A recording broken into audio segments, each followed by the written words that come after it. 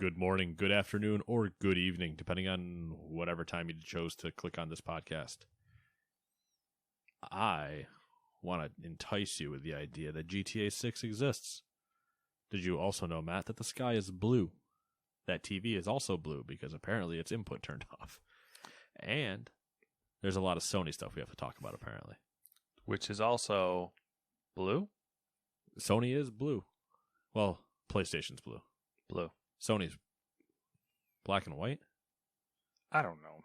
Well, their logo is like the white lettering with the black shadow, so. Who knows anymore? Sony Bravia TVs are black and white.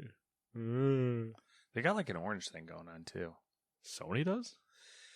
Could be just the Android part of it, the Android TV. I feel like there's a lot of orange and red going on. Oh, I was thinking back to you remember the PS4 orange and purple controller? No. It was one of the later color releases. Do you remember the PlayStation TV? Yes. Yeah, because we had one on clearance forever. What a wild device. Do you remember the Nintendo 64 TVs that would be like in doctor's offices? You know what I'm talking about? They were basically like arcade cabinets, but they were GameCubes or N64s or whatever, that they were they were like CRT TVs, little 19 inches, maybe, but they had the whole like outline around them, like that plastic coating, and then they had almost like a Walmart or whatever. Yeah, like display, the demo style. The demo, they had the two arms that came out that you could play co-op, and I think there was one in the. I almost said optometrist. I don't see those. Orthodontist in New Hartford. Crazy. Wild tangent right off the bat. Gaming related though. That's true. That's it's a rarity for us. A rarity. Have you heard about this MLB lockout? I don't want to talk about it. Please don't. Just say yes, I have, and we can move on. I have. Thank you. I'll start into a rant, and we're not even into you saying the intro yet. So, I'm ignoring it for the most part. Good. And just being like, oh, new Formula One cars. You know what? You're a braver man than me. I'm worried about my fantasy league starting up for fantasy baseball, and I'm trying to like find prospect lists and who do I need to drop and everything, and it's a whole thing. Did you hear the news? Intro? Oh shit. This is the Gamers 2 podcast. Your weekly roundup the news and commentary related to the video game industry and anything else that might pique our interest. Gamers 2. TM. TM. Trademark. New York State. Okay. Largest. I'm gonna hate you. I am gonna want to punch you. What? Just have a bad feeling. Continue. Already the largest online gambling market in the U.S. Yep. After, 3 weeks? Yeah. It's like... But I'm not surprised. 100... It's something like... it's already surpassed, I think New Jersey was the second highest, which kind of makes sense. Right, because where was it legal but right beforehand? New Jersey. Exactly. What's really close to New Jersey? And where has a lot more people in it? That really close place to New Jersey. Yeah, exactly. Who all live in New Jersey. Right. But they can bet from the office now. Yeah. By like $100 million, something like that. It's insane. Yeah. Anyways, video games. What happens when you don't do something for a very, very, very long time, and then you get told you can? You overindulge. Yeah, you overindulge. You get addicted. Yeah, which is why every time they do those things, they you lose immediately money. Hit you with that addiction blurb that no one listens to. You gotta call some number. You know what? Be a better person. Don't gamble. Play new video games. I mean, listen, I don't disagree, but come on now, relax. You don't need to attack me. I'm just jealous because I know that I would lose all the time because that's my luck. That's my aura. That's why you only bet safe. There's no such thing as a safe bet. On some new releases for video games, because you tried to get me there, but I'm going to get myself there. Life is strange. Yeah, I don't like the phrasing either. Phrasing. Life is Strange Remastered Collection for the PC, PlayStation, Xbox, and Stadia. We got a new story about them. Are they dead? Number 2, Chef-tastic Buffet Blast for the PC. That reads like a mobile game. It does. It probably is honestly a port. Probably. And number 3, Dying Light 2 Stay Human for the PC, PlayStation, and Xbox. I'm sure we'll talk about that at some point. Not exactly a glowing review cycle for it. I haven't seen any of them, and there's nothing in here about. I think a lot of so. them hit at like a 7 to an 8. But apparently the review build was buggy beyond belief, and there was a large day 1 patch to fix a bunch of things. Yeah, I saw the number I saw thrown around was over 1,000 bugs. Yeah, which again goes back to me saying, don't ever listen to reviewers, or not necessarily don't listen to them, but don't take them as end all be all. Take a variety of them and give yourself a general idea. Scores do not mean everything. Yeah, that's the frustrating side to reviews in general is the rush. Yeah, to be first, or at least be on release. It's a mix of rush to be first, but especially the last one, rush to be on release. So say they have I think the NDA for that was Wednesday morning maybe, or Tuesday morning. So take that NDA and then assume they maybe got the game like Friday. Hey, play the entire thing or as much of it as you can over the weekend, and then write all your things down and get ready because we got to get this out. I was like, yeah, that's not. Yeah, so you have someone who's like, you have a perfect storm of people who A, are doing this for a job, B, pushing through. So like, even if you wanted, like I feel like when you're forcing yourself to play a game, your opinion changes. Yeah, you're already. I mean, that's part of what as one of those reviewers is you're supposed to be objective. So even if you are not struggling, but you're having to kind of like push yourself through, you either make a note of it in your review of like, well, I ran into this, and I was kind of just continuing to get so I could get this out, or you go, well, I didn't really feel like playing video games on Saturday, but I got to push through. Yeah. Because, sometimes we just get in that funk. Maybe you just didn't want to play. Maybe it wasn't even like the game was bad or anything. You're just kind of like, I'd rather lay on my couch all day, bang on my drums. Story of my life. You don't have a drum set. I don't. I'd rub my nuts on it. I use my balls. We both made nut jokes. Appreciate that. I went for the Step Brothers. I'd rub my balls on your drum set. You can take odds. I've talked enough. Okay, number 1. I haven't looked at them other than knowing those 2 other things I said already. So Rebellion. Oh, hey, we talked about those guys earlier. The makers of Sniper Elite. Exactly. Good game. Good series. Have received a funding package from HSBC. Isn't that a bank? It is a bank. Okay.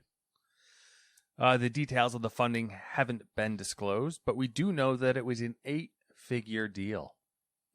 The sum has enabled the UK-based developer to purchase a new headquarters in Oxford, which is more than twice the size of its current main office. It'll also support the expansion of the firm's studios in Didcot. And apparently, the funding has also had a direct impact on the development of Sniper Elite 5, which should be out early this year. So yeah, getting that cash infusion. Hold on, what was that last sentence you said? Sniper Elite 5. Supposed to be out early this year. Early this year. This year. Okay, so that's not going to happen. I don't think so at this point. No, I mean, listen, I love the people at Rebellion, but even after Dead War, they had to move that as well. So I could see this getting just a fall release. This has a fall release all over it. Yeah, I mean, we'll see. I'm not gonna. I saw that also double take, and then I was also like, that's not gonna happen, and I'm okay with that. Yeah, I remember when they announced it, and I was like, that.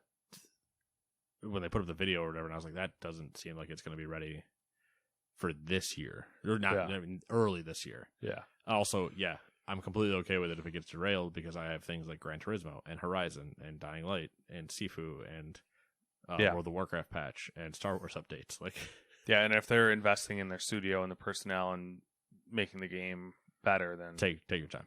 go for it. Take your time. I got plenty of zombies to kill in your other games. Sniper Elite. Insta-buy. Oh, yeah. Need those ball shots. Ball shots. Bullet time. Look it up.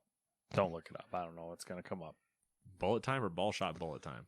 Ball shot bullet time. Probably just a bunch of videos of Sniper Elite, honestly. I mean, honestly, that's one of the main objectives. Even if the game never tells you. Number 2. It seems like all the NFT nonsense is here to stay. Why did Nate choose this story?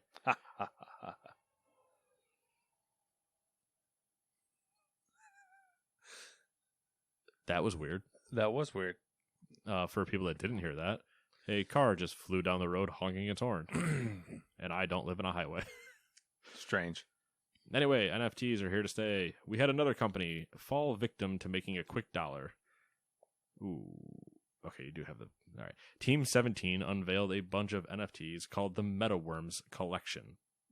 Which, that's funny. Just from, like, worms. You know, I don't know. Yeah. Seems like a bad name. Bad branding? Yeah, bad brain. It will consist of unique computer-generated artwork, which will be sold and protected on the blockchain with support from Reality Gaming Group. Oh, but the news doesn't stop there. Cue the backlash. Indie dev Aggro Crab, which I've scrolled through their Twitter after seeing this. Great follow. Very really? they're so entertaining. Gotta check that out. I maybe made it 5 tweets down, and I saw a flowchart. And I was like, I'm in. And the flowchart was titled, Is Your Game Good or Not? And the flowchart was, Does your game have crabs? No, your game is garbage. Does your game have crabs? Yes, great game. So, easy enough. AgroCrab, which worked with Team 17 on Going Under, said, quote, we at AgroCrab condemn Team 17's decision to produce and engage with NFTs. We believe NFTs cannot be environmentally friendly or useful and really are just an overall fucking grift. Needless to say, we will not be working with them on further titles and encourage other indie developers to do the same unless this decision is reversed, end quote. Eurogamer has reported that multiple teams within Team 17 had no knowledge of the company's NFT plans, not surprising, until they were publicly announced, while others had voiced disapproval of the deal only to see it go forward regardless. Of course, after a couple of days of backlash, Team 17 announced that they were canceling the MetaWorms NFT project. This has happened like 6 times in the last 2 weeks. Yeah, I was just about to say, I'm kind of surprised that these companies aren't like paying attention, that literally everyone's going through the same thing. Oh, you know what's a great idea? NFTs. And everyone's like, you're dumb. And then they're like, yeah, you know what? We're not going to do those NFTs. It goes back to the boardroom. The boardroom meme again, though, with the guy getting thrown out of the 3rd story or whatever. Yep. It's first person. We should do this better. Or first person, we should do NFTs. Second person, we should do whatever, something close to NFTs, cryptocurrency. And then the third guy going, we shouldn't do either of those because we're just going to receive a bunch of backlash. And they're just like, nope, see you later. And then 3 days later, they find his corpse and go, he was right. He probably was like, we should just make good games. Yeah. Oh, could you imagine if we made a good game? Psych. It's baffling to me. It is. It really is.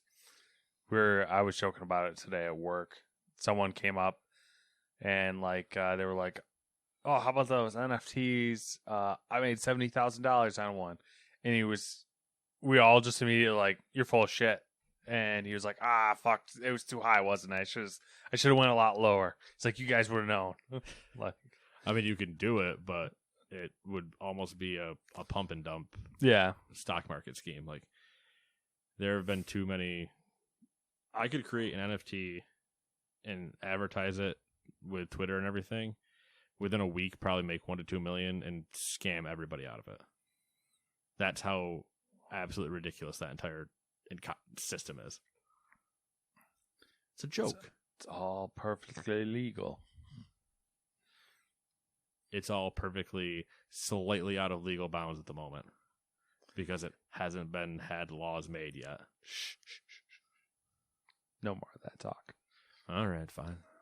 I'm just saying there are clear. Get me out of this.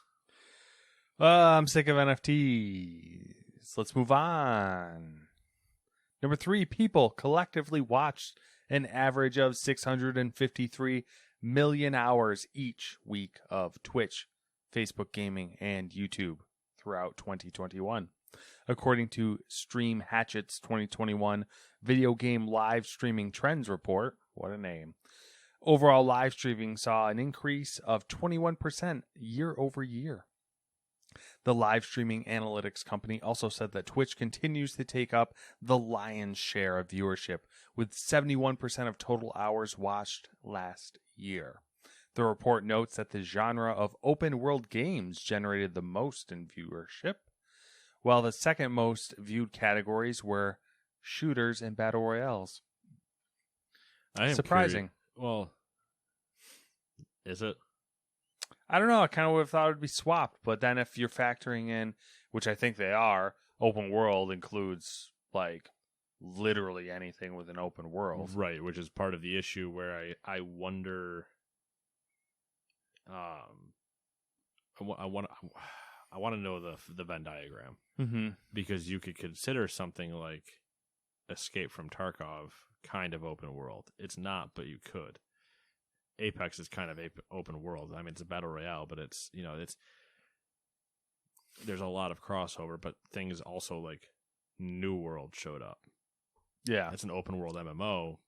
New World for sure would be in the open world, but that's a giant pumped up thing that surged for a week before it got knocked out. So, because I think I remember them mentioning World of Warcraft, or obviously I cut the fat out because I didn't want to, you got to keep it, when you start talking stats, you got to keep it slim with Nate, or else he gets ornery.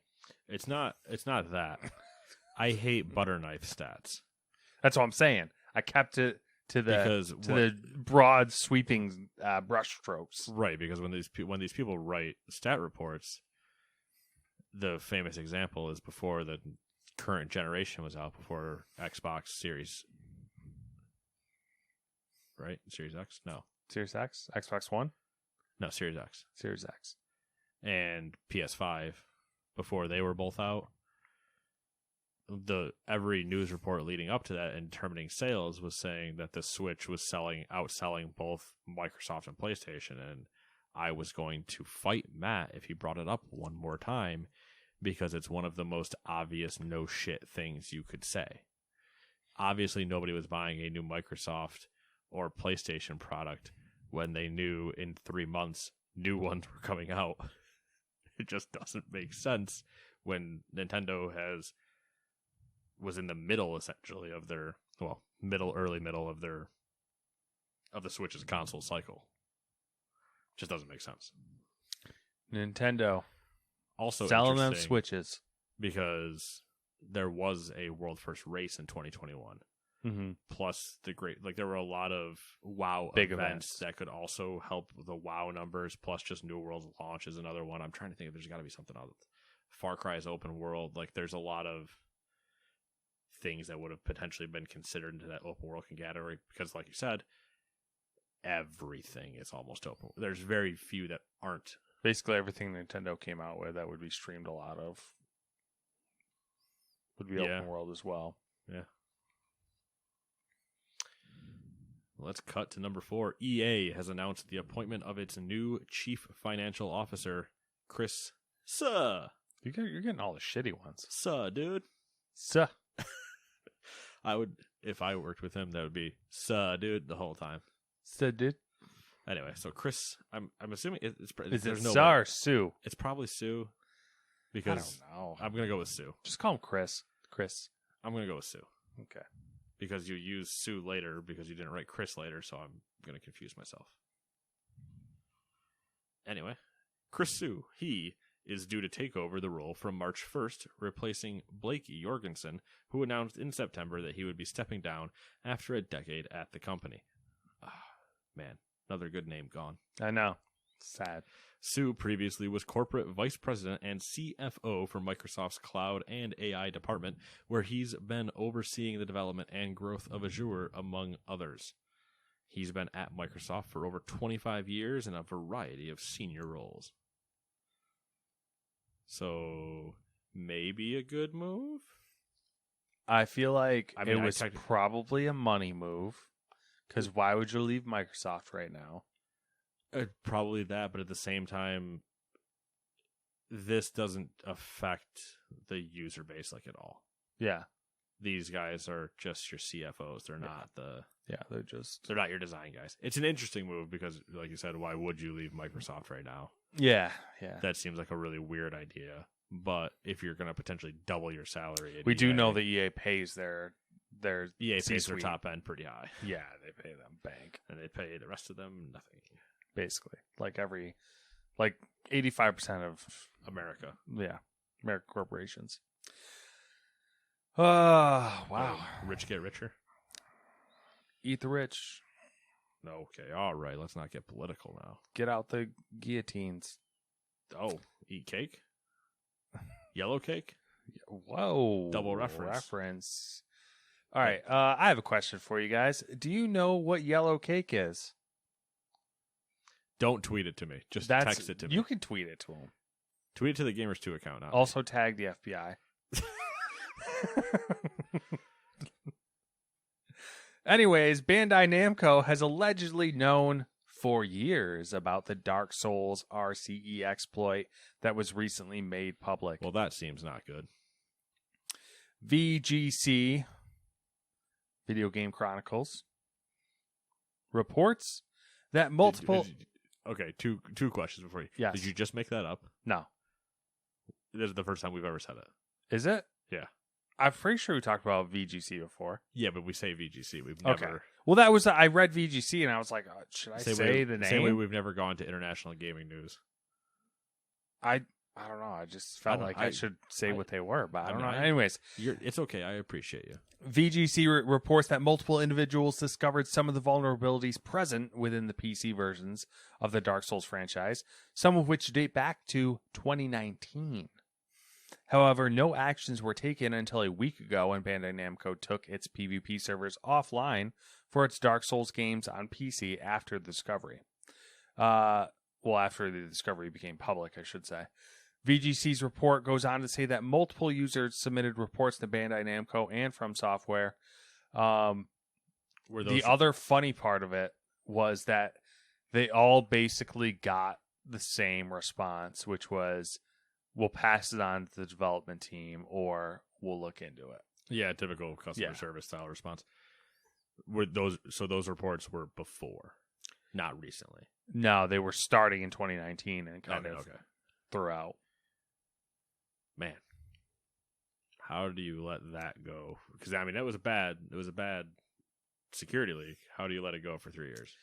I think there was like an official response where basically they made excuses, but one of them was that by the time they got to it or they got looking at it, there was already third-party mods out that offered better security or some shit, and I was like, what? Even if that was the case, why didn't you then make that part of your base game? Like, why doesn't make instructions unclear, toasters? Yeah, like, come on, guys.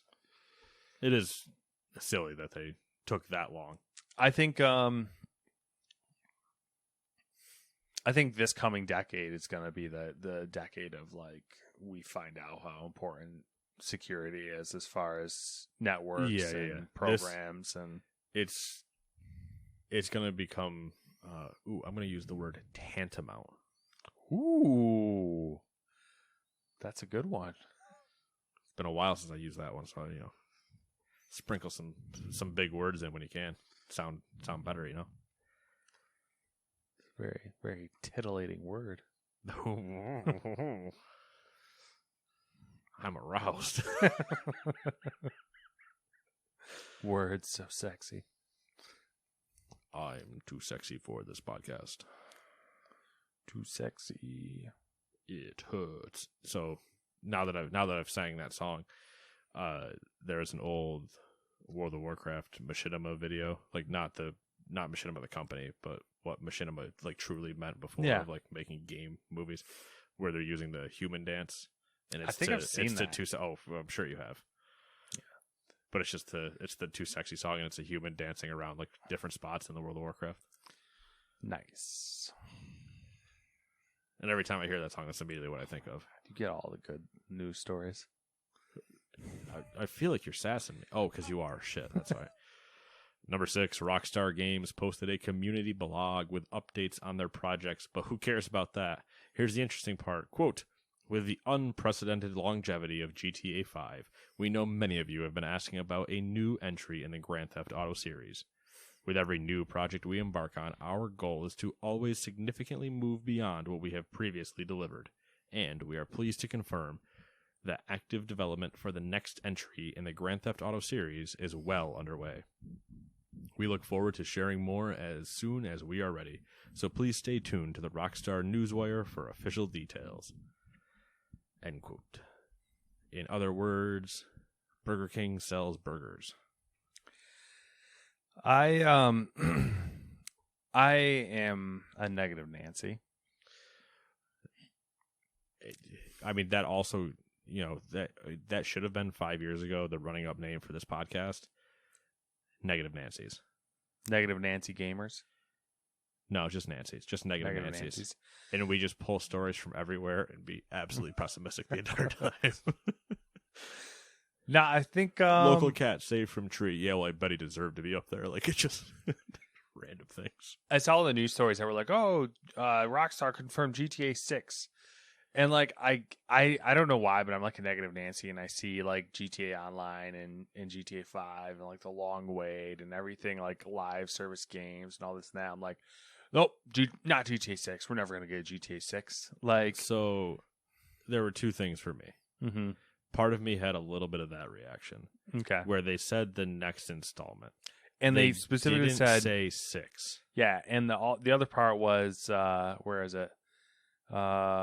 With every new project we embark on, our goals is always to significantly move beyond what we have previously delivered, which makes me like, that sounds like marketing lingo for me of like being like, oh, we're working on something different and we're trying to ease you into it. I'll give you three potentials, right? Yep. It means they want to go bigger and better. That's the simple one. Yep. Like, okay, we're just going to make... Because everything they've done is always increased in just size and like scope and everything. Yeah. So, okay, that makes sense. I forgot my third option.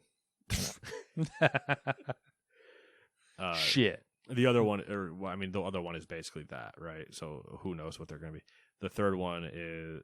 the second one, it's still going with that. It's basically what you said, but is the idea, so how Facebook became Meta and wants to make a metaverse. Honestly, they could be trying to do something ridiculous and going that hard into it. It would be possible just because they can usually do things better than everybody else, but there's a chance. The third one is because they don't say 6 and they say the next installment. That could also give credence to the idea that they might not call it 6 the same way they called San Andreas, Liberty City, whatever. They could just be calling this with a different subtitle that's actually not numbered. Yeah, like GTA Vice City. Right, but with the idea they also want to be bigger, that could give credence to the rumors before that they're going to try to incorporate all of their locations and make one very large like story type of thing. Mm-hmm. So it'll be interesting to see how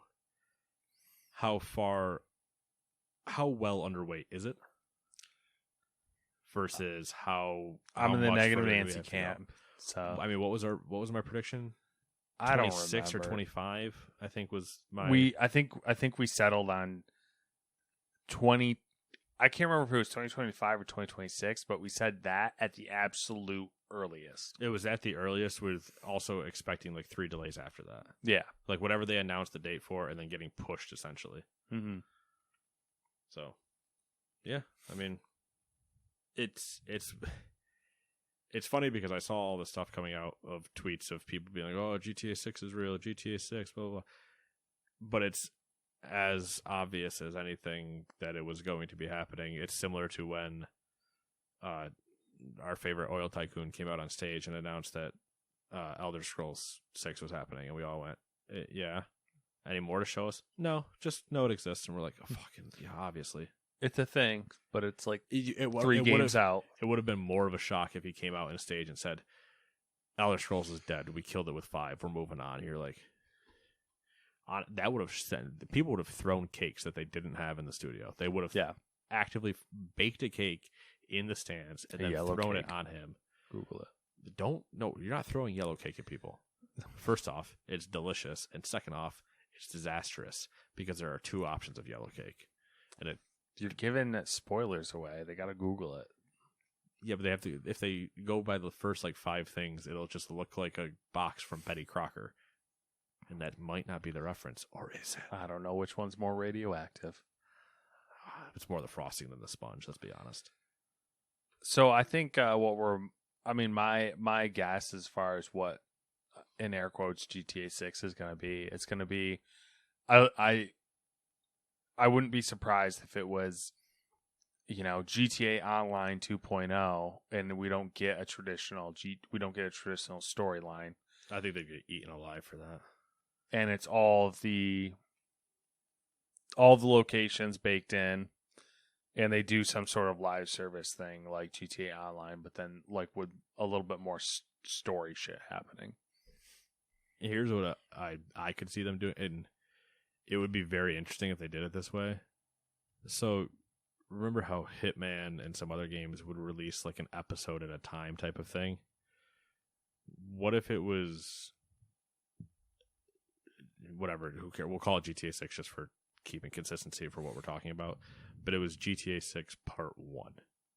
Yeah, that's and they drop you being in Vice City, essentially. Mm-hmm. And you go through the story there. Then 4 months later or 3 months later, they drop Part 2. And that is it. You ended on Part 1, running away or leaving to go somewhere. And then Part 2 drops you in Los Santos. Except the online, now both of those worlds are active at the same time, and you travel between all of them and everything. But the story is essentially dropping you as they're using it to a way to also introduce DLCs to online and everything like that, to still make themselves have the biggest online map that they've had and whatever, but also have all of the biggest and better ways of telling a story versus trying to do it all at once type of thing. Mm-hmm.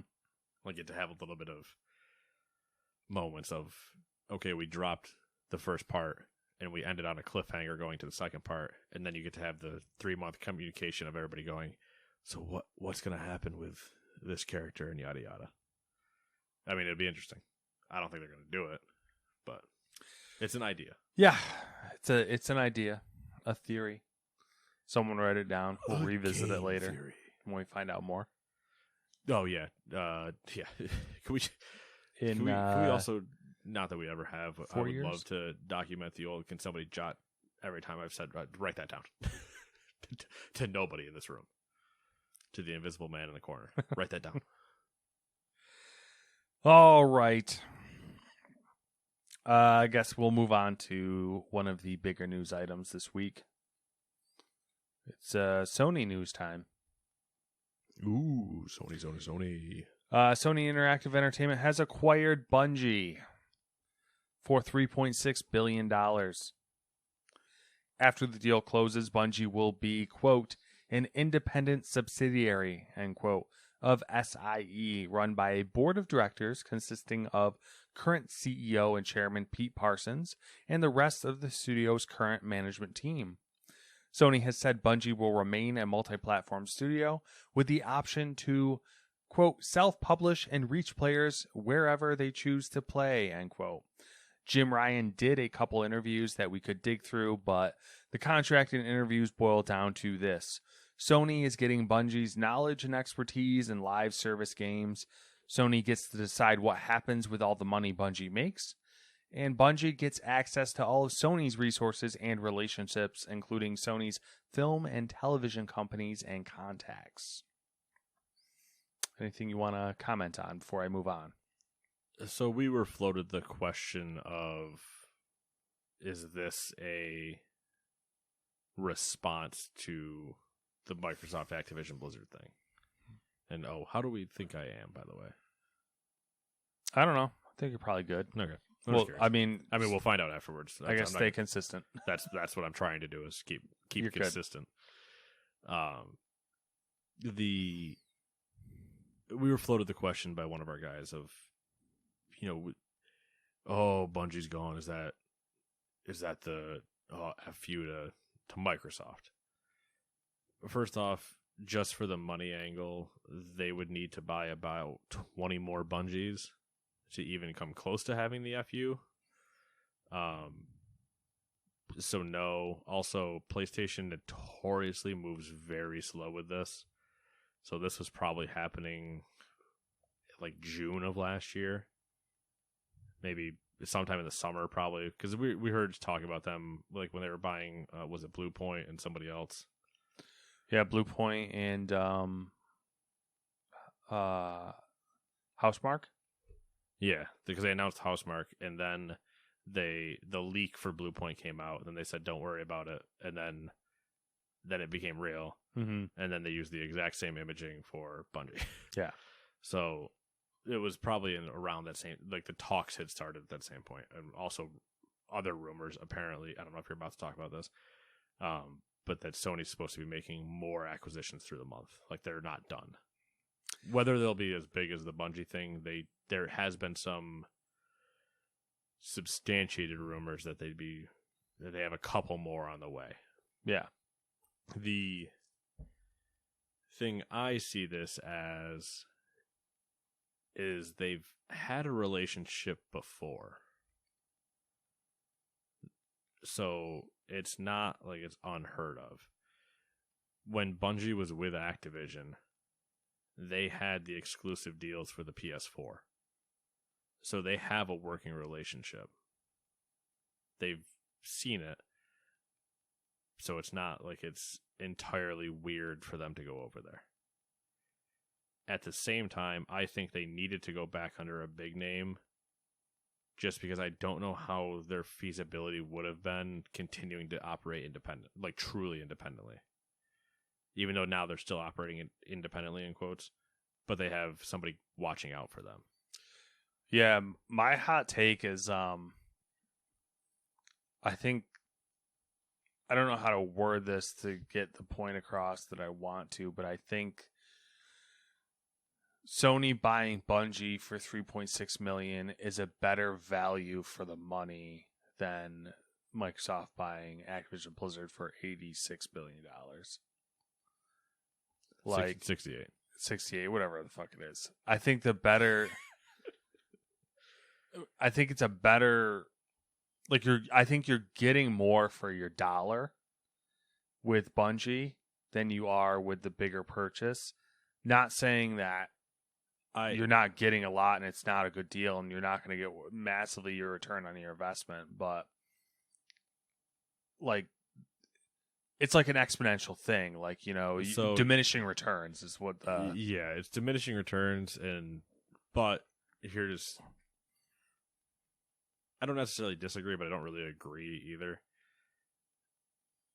I think that the difference, though, I guess I kind of agree. Whatever. The Activision Blizzard has the higher floor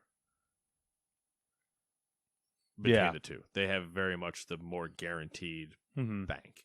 Yeah. But based on their cost price and everything else, they have the lower ceiling relative to their floor versus Bungie has a lower floor, has a lower floor, but a higher ceiling relative to their floor. Yeah. So, like, they have more potential growth in themselves than Blizzard's ceiling versus its already high floor. Easier growth, I would say. I don't know about, it depends on how you want to define easier. But I think easier based on, I mean, it kind of factor. I guess I'll just keep going because everything else that we're going to talk about is going to factor in. Okay. I'll let you go. Oh, thank you. Jim Ryan did make. I'm going to let you finish, but Beyonce. Jim Ryan did make one interesting statement during an interview that caused people to raise their eyebrows. Through close collaboration between Bungie and the PlayStation Studios, we aim to launch more than 10 live service games by the fiscal year ending March 31st, 2026. So that is 2022. That's 10 live service games in 4 years. I'm just going to keep going. Which, I mean, that's a lot of games. That is. Roughly $1.2 billion of the price tag is just to pay developers to stop them from leaving Bungie immediately, to retain talent. They're going to give $1.2 billion to Bungie developers to retain them. Which is also weird. So, to me, it's like kind of a weird statement. I know what they mean, but like it's just kind of weird. But they're saying, read that. I'll read the quote. I want the beginning part, the math. I'm going to give you the quote. Okay. Sony said during an earnings call this week, quote, approximately 1/3 of the $3.6 billion acquisition consideration consists primarily of deferred payments to employee shareholders, conditional upon their continued employment and other retention incentives. Okay. So that changes the valuation of what we talked about before. Mm-hmm. I would therefore, in the discussion of the comparison between the two of Activision Blizzard and Bungie, fully agree with you, because then I would argue that Bungie was bought for $2.4 million or $2.4 billion. Yeah. If you've already set aside 1.2 to just go back to the people to say, hey, please stay, that's not your value. That, to me, is not a valuation of the company, like the IP and whatever else that you'd be getting. That's saying we need you to keep substantially being yourselves. Yeah, and the idea was, I think he said it at some point, but the idea is they bought Bungie for their expertise and knowledge, like their work experience more than anything else. Right. And how many more do we have? One more. Okay, I'll let you go. Which is tangentially related, but in a big way. Okay, because I need to float out the idea that I cursed our Snapchat with. Bungie has hired Derek. I don't know if you are familiar with this name. I'm going to assume it's Derek Sy. I need to look at it. Hold on. I would go with Sy. Bungie has hired Derek Sy as its head of development for Bungie or Destiny Universe Transmedia. Sy was previously director of Riot Games' League of Legends animated shorts. According to his LinkedIn, he will be adapting the Destiny IP across a variety of, quote, new mediums, including film, TV, animation, books, comics, and audio formats, end quotes. His previous employers include Obsidian, the Walt Disney Company, Marvel Studios, Universal Pictures, Crystal Dynamics, and HyperX. Solid resume. Man, talk about PlayStation TV. Hey. Yeah. They do have a world, Bungie does, that they've built of this Destiny thing that is ripe for a TV series or, animated shorts or whatever, that is ripe for those areas to explain everything that you had to read in Grimoire cards for the last 2 years. And then you might actually fucking understand what the hell's going on. Which then they removed Grimoire cards. Yeah, I don't even want to just... The whole thing's written like a toddler. Yeah. But doing something like this would give them a way to explain a lot of the things that are happening either on other planets, what certain races are, what they've come from, the history of going back to like the beginning with the Traveler and all the other stuff like that. The interesting thing, and it's a thing that I don't think is true, but I love to make the joke, is this is just them buying Bungie as a support studio because they know how good they can make things, but they're going to assign them to Naughty Dog to help them with their live service aspects of The Last of Us 7, 8, and 9, along with all the remasters of 1 through 6 first, and the remakes, and the live service for the Uncharted games and their remakes, and the new Uncharted that hasn't been announced yet. The problem is... Oh, there's 2 problems, but what's yours? You might not be wrong. So that's the first problem. The first problem is I might not be wrong, which is terrifying because I want them to evolve, not keep making the same shit over and over. The second issue is Naughty Dog themselves have posted a lot of jobs recently, and they are hiring for something. Now, if that is The Last of Us Part 2 remade or remastered, I am going to lose my mind. So if Sony's serious about the 10 live services in the next however many years, that would have to be basically a live service game from every one of their major studios. Which, funny enough, not just their major studios, more their major IP. Which they also didn't do the multiplayer in Last of Us Part 2, which a lot of people like. So it's like, oh, no. Or, using the live service angle, they make a Destiny-esque game inside the Last of Us universe. Talking about as far as like live service ish goes. Yeah, to like you become a character in the Last of Us universe. You pick a faction. Right. You're Firefly, you're not, you're whatever. And you're dealing with, like, no one is playing as Joel or Abby or Ellie. That's right? No. No, that's Uncharted. Yeah, wrong name. Oh my god. It's kind of like Ellie, though, isn't it? It kind of is. I'm thinking I'm now. No, it is Ellie. Is it? Elena is Uncharted. Elena's Uncharted. So Ellie is The Last of Us. Why does that sound wrong? It does sound wrong. And we played both games. Why does that sound wrong? And here's the moment where we... Yeah, it's Ellie. Okay. So, Ellie, Joel, Joel's brother, who... whatever. Abby and all those people would be essentially like NPCs you could potentially interact with at some point type of thing, where like maybe they're in a base somewhere or something. They only show up for a little bit, so you'd have them as like building the story, but you're more existing as a foot soldier type of thing. It's just I don't know. I mean, I'm not a huge fan of the idea. I'm just saying that's a... Well, yeah, I agree. That's the thing devil that could advocate. Like, oh, this is not good. Listen, I don't like the things that I say when I'm right about certain things. But here's the issue. Listen, with great power comes great responsibility. Yeah, and Uncle Ben gets shot. It's the nightmare. So, the guy that said that got killed, right? He deserved it. Okay, all right. Now we're going off deep end. He was just out there supporting his wrestling son. Not even son, grandson. Not even grandson, technically. Nephew. Forgot he was Uncle Ben. The Uncle Ben's rice, good stuff. Not really. Yeah, I like its convenience. Yeah, throw it in a microwave, be done. What the fuck are we talking about?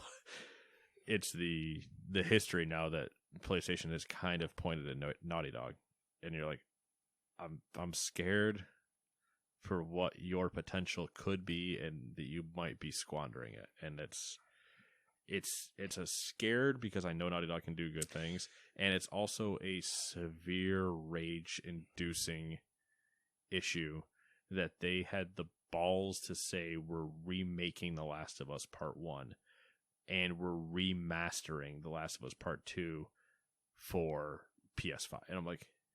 So, the interesting thing is if Sony can get it right, and they pick IPs that make sense as a live service game, like Resistance is the one that keeps popping up. I want to smack you guys through the phone every time you bring up Resistance, because I'm like, we've already gone over this. Killzone would be another one. All these ones that one has, I think, arguably has more potential than the Resistance one, just because of the issue that went down with Bend. But I think they were also kind of just not happy with Bend anyway, whether it was Bend themselves or that director. So yes, there is a chance that in Bungie's good graces, they could get both of them, or one or the other. Like they would be fine with getting a resistance. But I hate to say it, but another one that I could see being made into a live service game based on the multiplayer and how well it did would be Ghost. Yes. And I don't know if you have played any of the multiplayer. I was going to say Dreams while we're at it, if we're throwing things out here. I mean, that's another good one, though. Infamous. Infamous would be good. If it randomly came back. Yeah. The multiplayer on Ghost was surprisingly good for what it was. I didn't. I still have the upgraded version downloaded, and I haven't played it because I haven't gone down, sat on my PlayStation trying to play a single-player game. I'm like, I'm going to get in, play some baseball, and go back upstairs. Yeah. What else is there on this deal? Anything you want to talk about? In the Bungie deal, no. I just think people need to... It's because of when it happened that the talk was coming up anyway. But people just need to realize that Sony moves slow. This was in the work for months. And it's not an answer like to Activision Blizzard getting bought. Not specifically. I think it is. I think partly it is an answer. It is an answer to Microsoft, but more so Microsoft Game Pass than... I don't even think it's an answer to Microsoft Game Pass. I think their idea is to potentially help with whatever their future that thing they've talked about that they potentially might have at some point. Their Game Pass exclusive. That's what I'm thinking. Is I think that they're moving towards. They're also making moves. I don't want to say this in like I'm not saying this in a grandiose way. I'm just saying like I think they are making moves to make their business model less dependent on the PlayStation console. Right. I mean, that I agree with. I just think that this isn't it's probably like a 50-50 thing where that's part of it. But I also think it's, knowing how slow they move, this was probably started even by the purchasing of Bethesda and ZeniMax. Yeah. Like once they kind of started to acquire things, they went, well, we need to kind of look at doing this because we've famously, well, that's what I'm saying. Famously not done it for a while. That's what it used to happen a lot. I'm assuming they saw the success that Microsoft was having with just mind share alone and grabbing subscribers to Game Pass. Yeah, and how well that was working, and then Microsoft starts acquiring studios who can make good content. PlayStation and Sony were probably like, "Oh, this is no longer a console war. This is a content war." Right. Which... We need a Game Pass, and we need studios and that can support Game Pass-esque games that would keep people playing months after months. Which I love the content war, not a console war, because as far as I'm concerned, we called that in 2019. Because it's never been a console war. It's about what you offer as a console, not your actual like physical box. Yeah. The issue that I foresee is they potentially started playing too late into the market. Now, they have more than enough money to throw around to acquire a lot of things and make massive splashes. Will they? I'm not positive they'll shoot the moon, but there are a couple that we know exist that if they really went, I'm gonna drop a little bang bang. I think Sony's better move and cheaper move, and the move they won't make, is to redirect what their studios are doing. I agree with that, and I also think the better and cheaper move that they also won't make is to continue to actually push towards like an indie focus. Yeah. They succeeded in past of doing something like that. But Sony, it's like you need to go take a look at what THQ Nordic hasn't bought yet and see what's left. The other thing that Sony's pretty good at that we haven't really seen, I don't know, maybe you can think of something from Microsoft, but this whole part of it is kind of new for Microsoft in general. It's like Sony's really good at taking studios and giving them enough time and room to grow, and then turning them into like proper like big AAA studios. That I mean, they haven't done it in a while though. That's the thing. But generally, like when they grab a studio, Well, yeah, I mean they're not doing an EA where they grab somebody and then kill them. yeah, strip them, strip mine them, and then toss their carcass away. Yeah, I mean EA is essentially the equivalent of an assassin in Assassin's Creed hiding in a hay bale. Somebody's just walking by and you just kill them and put them in a bush and keep moving. Like, problem solved. I have their money. I'll see you later. But with Microsoft, kind of, I mean, you see 343 that it was kind of like house built, but it's not really that. They have a couple of stuff from like the game preview things that are theirs, but nothing is fully released from those yet. And the other thing, even looking at the PlayStation issue with this purchase, it's not even an issue, but you need to keep your foot on the gas pedal, because the moment you slow up, the only thing that out of their last two massive purchases, their purchases that are somewhere around $90 billion between ZeniMax and the other one, I can't think, Activision Blizzard King. Between those two things, the only thing that's come out so far, Deathloop, which you got a piece of. Yeah. That going forward is going to be an issue, because there are a lot of things coming. The only thing that's come out of those two purchases is Deathloop. And both of those groups of studios have about 30 games in the works.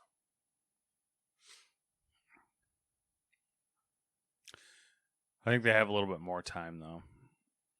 I think they have a little bit more time, but with how slow they move in the courting process, yeah, they are very the much other issue not though spiking, is they aren't spiking drinks at the bar.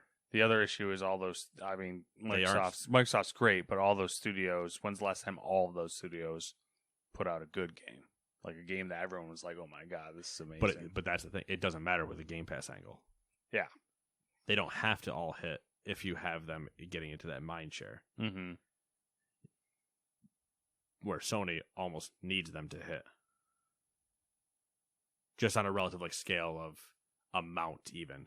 Yeah, it's the many darts thrown at one dartboard. Quality versus quantity, right? Which obviously we both love quality. It's just that you run into an issue where, well, if Microsoft wanted to, you would have Outer Worlds 2. The next, you'd have Microsoft's like a dreadnought. Yes. And Sony's like a glass cannon. Yeah, they have the chance to steal everything for 2 months with an absolute beast. But one bad game is like they're taking on water. Yeah. Taking on water, Captain. She's going down. All right, last Sony news. Ooh, this is my fun one, though. This is my favorite one of this entire thing. And I just talked a lot about Bungie. You don't like Bungie. No, I know. I talked a lot about them. There was a state of play event solely for Gran Turismo 7. The game will offer over 400 cars on launch, along with 34 racing locales. I just want you to repeat that, but slower. 400 cars on launch. That's a lot of cars, Matt. 34 racing locations. That's a lot. I mean, that's not like a massive amount. I mean, 30 of them, if you assume, even if you did five laps at each. 90 track layouts. That's a lot more. Well, what's interesting about that is tracks are set up in interesting ways now. So, for example, Daytona there's the infield track. Yeah, has 2 main track layouts. Yep. And then you just reverse them. Yeah, boom, so you got 4 tracks. The could Nürburgring. Can you imagine turning right at Daytona? Mind blowing. Honestly, you have so many people crash. Has the GP track. They have like 5, don't they? Because of where you can cut those corners out and stuff. I think there's 3 that I know of. There's I guess there's 4 technically, because there's the GP track, there's the North Loop, the South Loop, and then the whole thing, the whole shebang. Yeah. And then, as you know, mirror race, baby, we're going backwards. Yep. 90 track layouts. Have you done any of those in reverse? I just curious. Not like, but I've done every time when we get into this and we're racing in this because it's going to be a big thing. Yeah. And you're like, oh man, I finally learned this track. I know where everything is. The moment you go in reverse, absolutely breaks your brain. Yeah, out the window. Because I've done, like Mario Kart has that option where you do mirror races and you race those courses backwards. I'm like, I have absolutely no idea where I am right now. Yeah. I've raced this course 100 times. What makes it worse, and they love doing it, is they do the mirror track at night. Oh, yeah. It's like, and you're like, what is this? I literally can't see anything now. I have no idea where I am. Let's see here. It'll have 2-player split-screen multiplayer along with online play. Which it actually is. I don't know if this is a difference maker for you or not, but I did find it interesting that they split it vertically. That was interesting. I prefer it. Yeah, it makes sense for widescreen now, and you get all the funny telemetry stuff. But it was an interesting thing to see because how many times do you nowadays do you see a true split screen co-op where normally you would still see a like almost top down of two people just running around the same picture. Yeah. Let's see here. Gran Turismo 7 includes a frame rate mode for 60 FPS performance and a ray tracing mode that will cap at 30 FPS. The game will have some other PS5 exclusive capabilities. The DualSense controller's haptics will feel different depending on the surface you're driving on. The haptics will also be, apparently I messed something up here. The haptics will also be impacted by the engine and drivetrain vibrations, along with the general resonance of the car body. The controller's adaptive triggers will be utilized to simulate each car's unique braking system, as well as pulsing to simulate anti-lock brake systems. Yeah, it was. So this is one of the reason we have wheels. Or I guess the reason I have your wheel now. Yeah, I never sent out the other one. I had a bad feeling about that. And it was I have all the paperwork too and everything to send it out in a box and everything, and I just like it happened at the wrong time of the year because it was like Christmas and like everything. So it's that's fine though. We'll repair it or something. Yeah. So either way, this was the game that we were all both in for getting wheels because this is the king for us. And after reading the stuff with the haptic feedback and the adaptive triggers and everything like that, I'm like, I might have to play this with a controller for a little bit because I need to experience it. Because it sounds like it would feel pretty cool. That's what I'm curious about. I'm wondering, like, I kind of had this thought, or when the State of Play came out and all this was coming out, it was like, we got steering wheels to play this, but odds are they're going to have spent way more time developing sweet tech for the controllers, for the new PS5 controllers than anything else. And I was like, did we kind of fuck up a little bit on that? It's a wonder if we fucked up, but I would have loved, and this is, pie in the sky level of hope, right? Yeah. That Sony had developed a haptic triggered steering wheel to partner with the launch. That would have been like they kind of did. King. They kind of did. There's a specially branded the GT7 like partnered the version. There's a Fanatec. Yeah, but I don't know if that is like incorporating this type of stuff where with its own rumble settings like that, or if it's just the typical steering wheel. Like you go into a strip and it does its own shaking. Mm-hmm. Because it would actually be really funny if you were running with a triple pedal setup and you screwed up a clutch while trying to paddle shift or something, and it like you felt your own pedal get stuck, and you're like, ah. That'd be kind of interesting. I mean that's over the top, but really, what I kind of hope they do is release it on PC because like that would. I mean that'll be 2 years from. That will be nuts if they even do that. If they did it, it would be awesome to see. But at the same time, I am still just so excited for this. Oh yeah, that'll be good. I'm so excited to drive like shit for a week and a half, and then have to drive my own car the same days and forget how to do that. That'll be the best part. I'll try to paddle shift my automatic. I was remembering because of that Reddit comment I talked about earlier, I was remembering how frustrated I got with the licenses. Oh yeah. For So- the like, the licenses in Gran Turismo are basically challenge tracks, I guess, and not courses, but like just challenge They're things like like challenges. best cornering and stuff, and usually time based of get through the course in one of 3 time gates. Under the best time gates, gold. Under the second best, silver. Under the third best, bronze.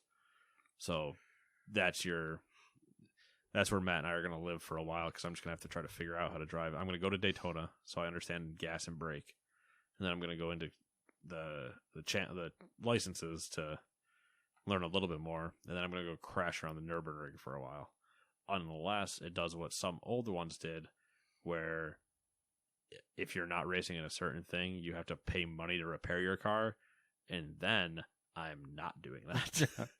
And then I'm fucked. And then I'm driving very carefully, like a grandmother going 30 around the Nürburgring. So I don't end up on one of those YouTube videos of top 10 Nürburgring fails. All right, you're up next, dude.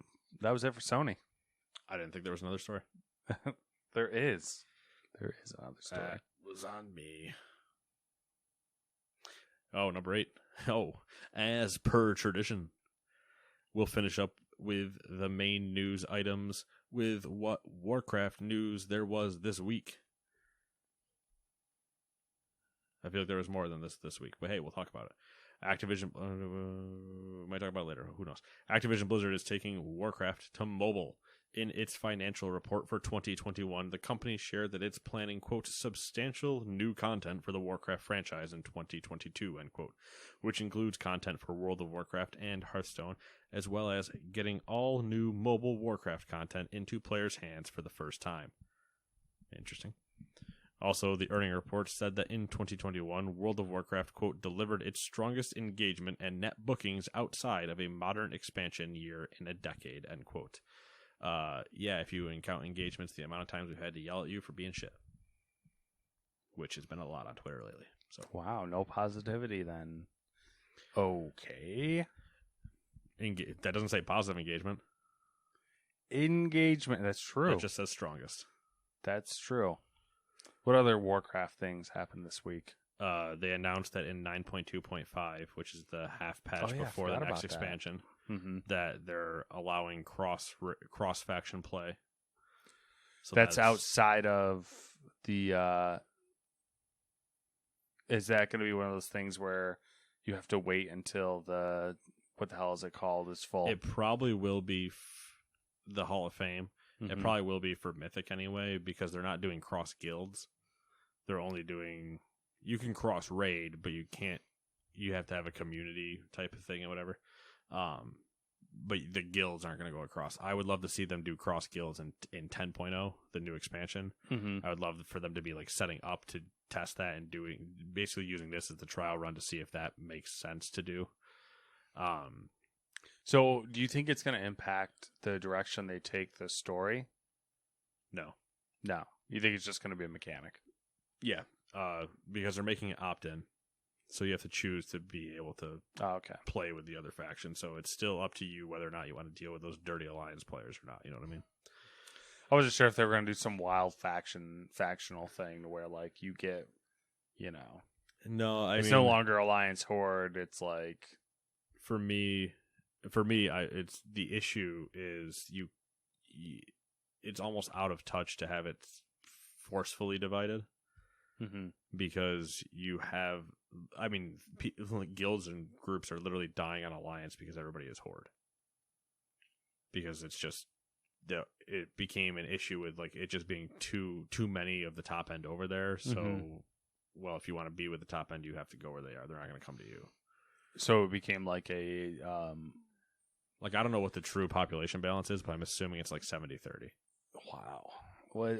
Is there an advantage? Not really, other than just that's where the top end is.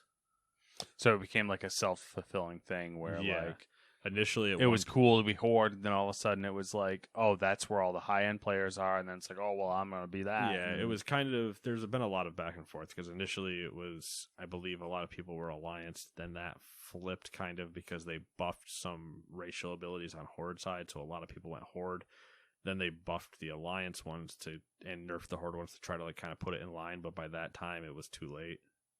So everybody just kind of stayed Horde, and I don't know that it's truly 70-30, that's probably an exaggeration, but you don't see many top-end Alliance. Like true top-end. There's a few scattered in there, but the rest of it's usually mostly Horde. Which I'm excited for this only because there's a couple Alliance things that I would like to play. But that's, it's whatever. It's something that needed to happen. So it's they're continuing down making good steps. They got purchased and we've been getting good. So let's not, get shot in the eye at some point here, which is probably going to happen. Yeah. And it's in 9.2.5, not 9.2. So it's not going to come out right with February. So at 2.5, when it happens, you won't have to worry about the world first thing for a while. You wouldn't have to worry about that until the next expansion, which at that point I'm sure would be clarified. So the other issue, or the other thing, is with this Warcraft mobile, they're not saying world. Yeah. They're saying Warcraft. Yeah. It is very likely to be able to put an RTS on a phone. Yeah. So that's probably what we're actually going to get, is some type of Warcraft thing on a phone. Yeah. Which is interesting. I'm curious to see what that's going to mean. Yeah. But let's put it this way. If that comes out before Diablo Immortal, they're going to get shit canned. And you think? If that managed to come out before Diablo Immortal, which Diablo Immortal was outsourced, as we went through this whole thing, was outsourced to that company that this was essentially a clone from, and it's not out. You think it'll have like a bad PR? Like it'll be bad PR? I don't think it'll be like a bad PR thing, but it'll make everybody go, where the fuck is Diablo if you manage to do this in-house and quickly? Like, how is that not already out?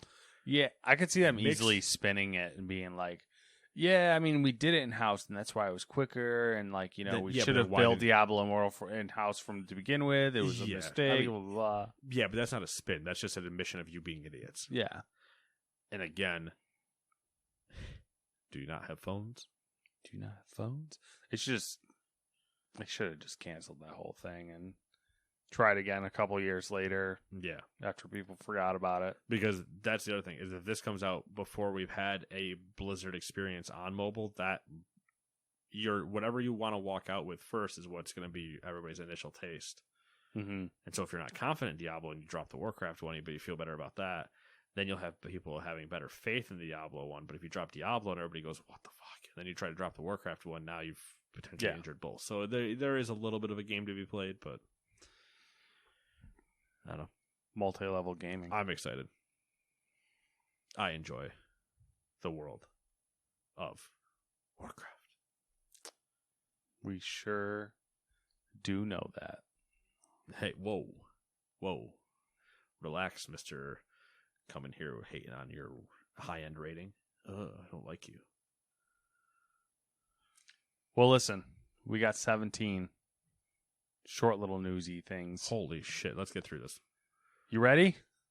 Suicide Squad Kill the Justice League has been delayed until 2023, according to a Bloomberg report. That's the... Wait. Okay. What? That's the game that just got announced at the Game Awards. Yeah. I'm pretty sure we both said it wasn't coming out next year, right? Yeah. Oh, all right. So just so we're clear, chalk another one up on the board. Discord has rolled out PlayStation integration. If you link your account, then your PlayStation game status and PSN ID can be displayed on Discord. I have gotten alerted on Discord like 3 times because I have Discord on different devices. And every time it's like, link your PlayStation account. I'm like, no. Yeah, it's getting a little annoying. I was like, no, stop that. I appreciate it because they do. It is nice to have. It was the same thing when Discord had Xbox integration and everything. It's like, it's a nice thing because you can do Discord parties and whatever, but it's like, shut up, get away from me. Yeah. The New York Times has acquired Wordle for a low 7-figure sum. The New York Times says no changes will be made to the gameplay and will remain free to use. I believe that is free to use for now. And also with another caveat of like either literally for now basically, or for current subscriber, like for current users or something. But if you were a new person trying to play it, then you'd have to pay. There was some weird thing in there, some stipulation in there. But I do love that it got acquired because maybe I stopped seeing it now. Yeah. Also, congrats to the guy though. I mean, hey, you made 7 figures, buddy. That's not exactly a bad payday. I mean, I don't know. It's one of the. It's a fad. Oh, it's 100% a fad. But listen, so is Flappy Bird. You cash in. Good for you. Get that bread. You know what I mean? According to Variety, pita bread. It Takes Two is being adapted to film and or TV. The project will be written by Pat Casey and Josh Miller, who are behind the Sonic film and its upcoming sequel. I don't know that I like that. It's random. It's weird because I feel like it's already been done. Not the exact game. The concept. Yeah, the concept. It's a child wishes for parents to not get divorced. Child goes on hijinks to get parents to. Yeah. Wasn't that the parent? I mean, not exactly the Parent Trap, but kind of Parent Trap. So there's.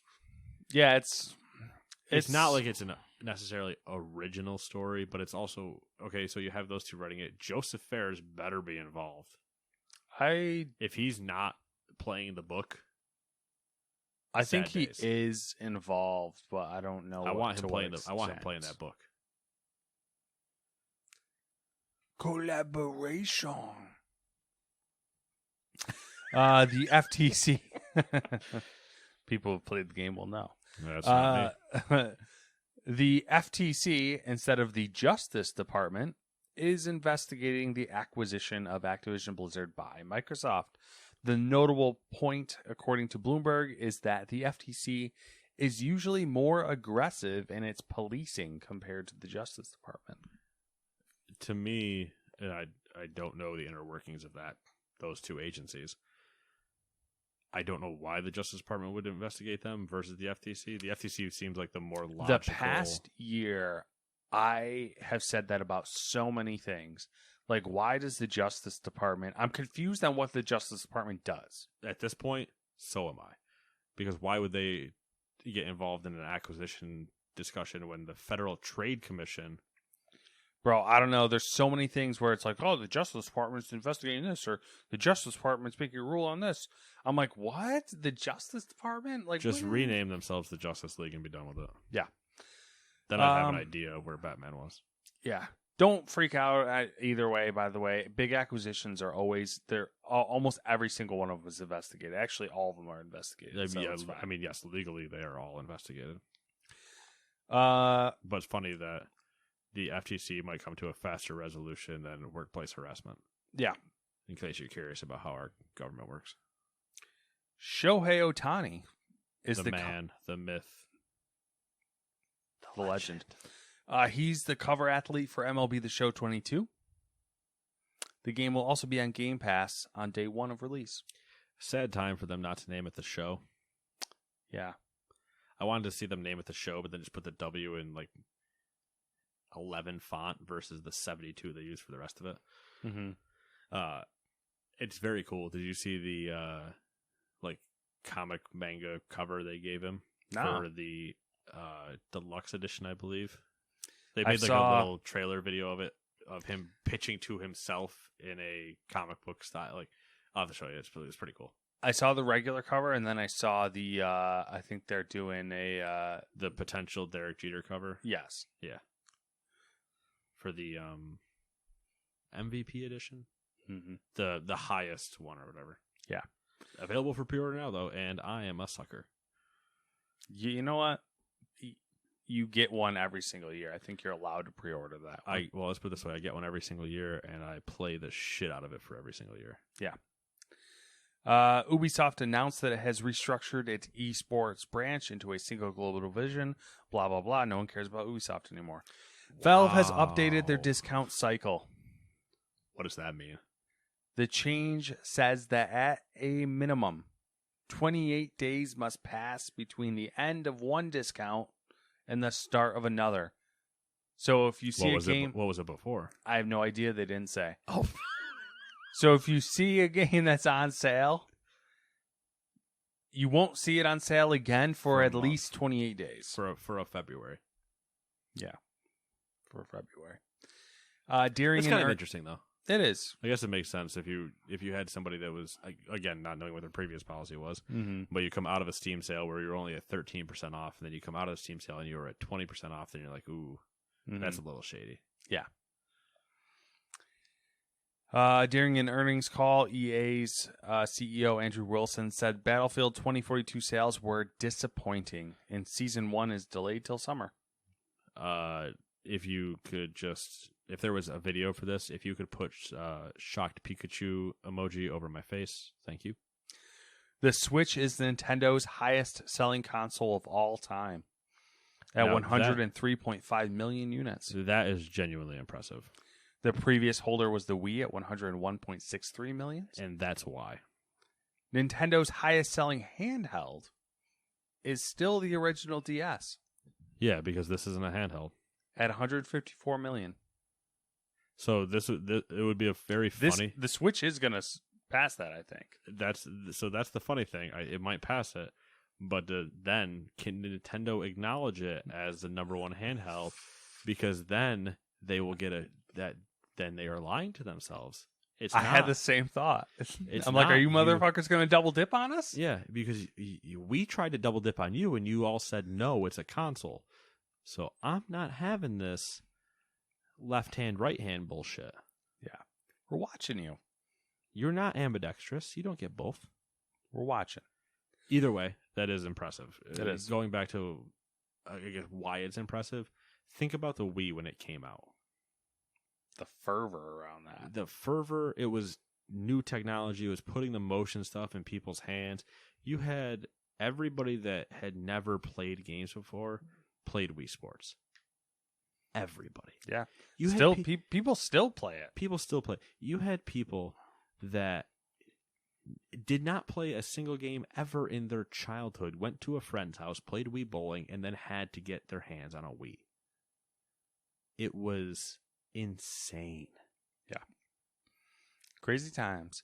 And the Switch beat it. Now, part of the issue, I think, is the last 2 years. I think that had probably a very large amount of effect on the Switch. You had 2 years with no new consoles coming, but also we were all stuck at home. Mm-hmm. That put a lot of people hunting for Switches. For sure. So, it not like a direct 1-to-1, but it's still impressive. Yeah. Nintendo's president said that Nintendo won't compete with Sony and Microsoft on acquisitions because you guys are in completely different universes. Yeah, it's like you telling, oh yeah, we're going to compete with them on the levels and powers of our console. No, you're not. Just do what you do. Make Breath of the Wild 2. And bad Pokemon games. Nintendo announced that Pokemon Legends, what we said it say it was? Arceus? Arceus, according to their video, has sold more than 6.5 million units worldwide. Now, I got quick things to say about that. Mm-hmm. That's an impressive number for a Pokemon game. Okay. Like, a very impressive number for being less than a month out. Also, I think there's two massive reasons why. One, it's the open world Pokemon that everybody's been screaming for them to make. And they did it. And two, most people don't care that it looks like absolute dog shit. Yeah. Which is a whole other... But everybody's wanted that open world one, and they went, hey, here's the open world one. And it's an old gen that you guys all know and love. Go for it. And so they went for it, and now I'm hoping that shows them that if you do this open world stuff, people like it. Please don't make it look like an absolute dumpster fire. Please. The only issue now is you're going to have to wait another 5 years to see another one. I don't think so. They're so slow with making games, man. It depends. It depends. Not Pokemon, though. That's true, but Pokemon usually gets turned over pretty quick. Yeah, but you won't see Arceus to open world. You'll see like that's the potential issue. Blood Diamond and fucking. Can we get Pokemon Blood Diamond? Because that Black Oil or some shit. Honestly, I would play those, but that would be the darkest turd Nintendo's ever done. Yeah. Back to the talk that we had with Dewey a little bit. I expect them to basically release a DLC for Arceus in the fall, and then potentially release the next gen next fall. But I like you said, I don't think it'll be open world. But let's be honest, the base for Arceus at open world ain't exactly hard to do a little bit better. Yeah. The Halo TV series will be available March 24th on Paramount Plus, and it looks awful. It looks terrible. Also, Halo Infinite's roadmap was delayed. Which, why it doesn't surprise me, I think, which is the bigger issue. Based on everything we've talked about from Infinite from when we played it, it still wasn't ready. Nah. In terms of, like, it wasn't ready in its massive scope. It was ready to do the little campaign slice they did, but I think the campaign part of it still could have taken a little bit more polish to it. But the fact that you had to delay multiplayer, you had to delay this, and now you've had to delay a roadmap, you had to delay the thing that says when the other things are coming. Yeah, that doesn't make any sense. The TV show, you guys need to watch the trailer. Yeah, because it looks worse than the first thing we already complained about. It looks so bad. So bad. I have two massive issues with it. One of them you share. I don't know. I assume you share both of them technically, but one of them is always going to bug me. Master Chief's visor is too damn shiny. I just had a meme of it runs too damn high. Yeah, right. Yeah. His visor's too damn shiny. Yeah. Even when he was in all that blood torn everything, he still has the most perfect shine. That thing should be a matte finish, not a gloss finish. Actually, that applies to his armor as a whole. Yeah. But specifically the visor, because the visor like almost makes everything worse. Because it's so bright that it just stands out above everything. Also, the issue I know Matt 100% agrees with me on is if you're going to make a CGI version of a character, Cortana in this case, that has already a CGI version existing, make them look the same. Don't take creative liberties and just make them look different for doing it. Like that. Why? That's like applicable. It's applicable to a certain. The concept is also applicable to Master Chief because you have a base. He's like a young something in this, and Master Chief when he was young, like the Covenant weren't a thing. Yeah, when he was truly young, basically when he was Forward Unto Dawn. Yeah, that show. Mm-hmm. That's early Chief, and even then he's still like. I think he's still in his late 20s, old. 30s. Yeah. He's still about where I am. Yeah, he's not like Cortana. Yeah, Cortana. He sounds young. I don't know. There's the whole thing. I could go on, but whatever. It's even funnier that he sounds young because he does. But Tom Hardy sounds like Bane. Yeah. Just put the voice modulator in the fucking suit. Yeah. Is that who's playing him? No. But I just mean like. I was like, what? I get what you're saying. For a simple voice translation, he wore a mask and did a little bit of a voice, but this guy's not doing anything and sounds young, too young to the Halo fans. Do the Mandalorian thing, like where put it through like an actual like suit, little bit of a change. Well, that and like the Pedro Pascal's the voice for Mandalorian, but he's not the dude that's in the suit most of the time. Also true, yeah. Microsoft head of gaming, Phil Spencer, will receive the Lifetime Achievement Award at the 25th Annual DICE ceremony. I wish I was there to present it to him. Sir. Good job. That's all I Gwent. say. I don't say anything. I'll just, sir. Gwent is getting. Gwent. Want to play a game of Gwent? Gwent is getting a single player focused standalone game in 2022. Witcher 4 when? Blizzard's new survival game is played in first person. That's interesting. And has been in the works for 4.5 years, 4.5 years. That sounds about right. Based on what some internal guys were saying about like they've played it and whatever, that's about where I would expect them to be. Because they also, again, to some of the previous points, they don't necessarily develop quickly. No. And finally, according to Business Insider, Google is, in air quotes here, deprioritizing Google Stadia while it's in the process of shopping the cloud gaming services technology to business partners under the name Google Stream. Who are you shopping that to? They're shopping the back end. So they're saying you can use our tech to stream your own shit. Here's the only person that should be looking at buying that: PlayStation. Yeah. Because PlayStation now is so bad, you can't do worse. So just go get somebody else's, and then you can blame. And them. even then, I think PlayStation would rather have Azure. No, I would agree with that. But I'm saying either way, you would at least be able to just blame then at Google for a shit service, not yourself. That's true. It's more an acquisition to defend yourself against the masses than it is to actually have a working system. Yeah. That it? We good? That's it. That's everything. All right. I want to speed run this section. We got a section? Well, no, just what you've been up to last week. Oh. Just the speed run. I mean, we don't need to go too deep. You know what I mean? Yeah, nothing big. No games. Listening to Alexander the Great book. Watching God himself. Watching Boba Fett. Yeah, that's wild, dude. If you got a spare time to listen to an audiobook or read a book or whatever, just pick up a biography on Alexander the Great, because you're not going to be bored. That's for sure. Yeah, he's crazy. Watching Boba Fett, watching some anime. How many more episodes does Boba Fett have? Like 2?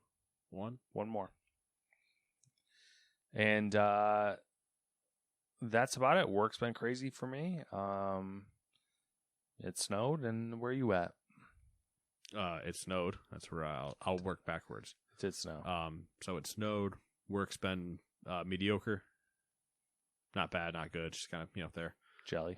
I do need to tell you a little bit more about the issue. One of the issues I fixed because it was just funny. Basically, turn it off, turn it back on issue. Classic. Always my favorite. And then as far as I'm about halfway. You should start keeping like a tally, but like a World War II style like fighter.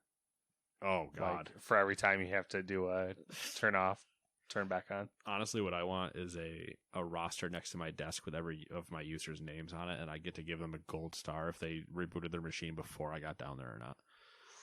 And then I would know by glancing if they've ever done it for me before. Fun. That'd be good too. That'd be very funny. We just never tell them about it.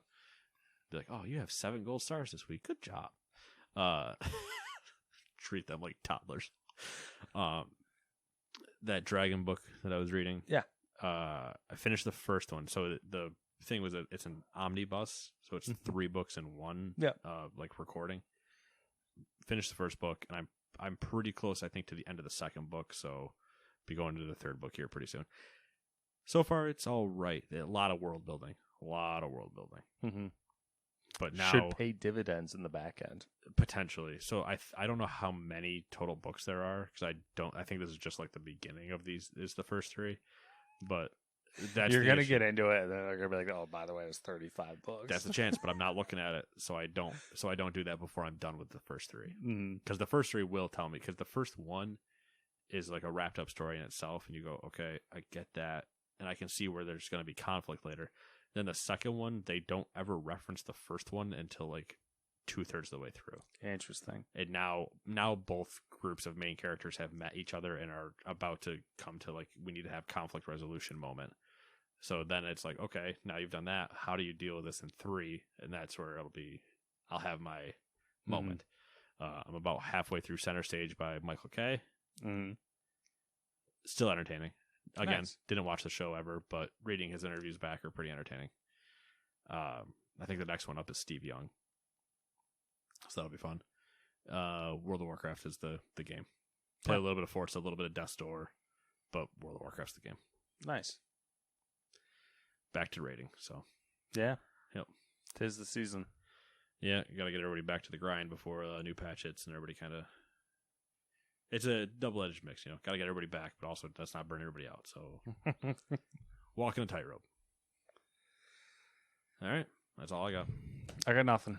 Cool. We'll see you guys in 7 days. Good evening, good morning, good afternoon.